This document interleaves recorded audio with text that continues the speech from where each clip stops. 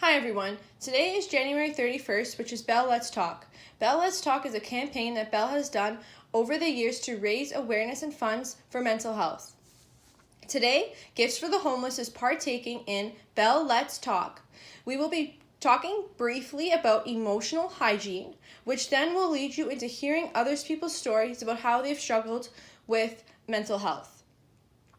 Mental health includes our emotional, psychological, and social well-being. It is how we cope with stress and our emotions. Our mental health affects how we think, feel, and act. It determines how we interact with people. I'm going to talk to you today about emotional hygiene.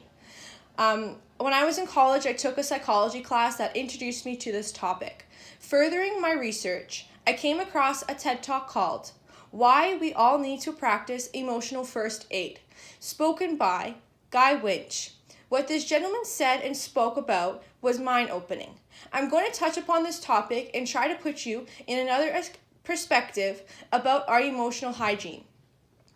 We talk about physical hygiene. We know how to treat wounds. We know what to do when we're hurt. We are taught to heal our physical wounds and practice our physical hygiene. But what we aren't taught by our educational systems and society, parents and peers, is what emotional hygiene is. We need to start talking more about what to do when we feel sad, lonely, depressed, have anxiety, etc. So what is emotional hygiene exactly? Emotional hygiene is how we take care of our mental health and our coping mechanisms to how we deal with everyday stresses, anxieties, etc. Growing up, I was never taught how to deal with emotional hygiene. But what do we do when we feel sad? I know, of course, to bring myself up, but let's have that conversation of why we're feeling sad, or isolated, or lonely.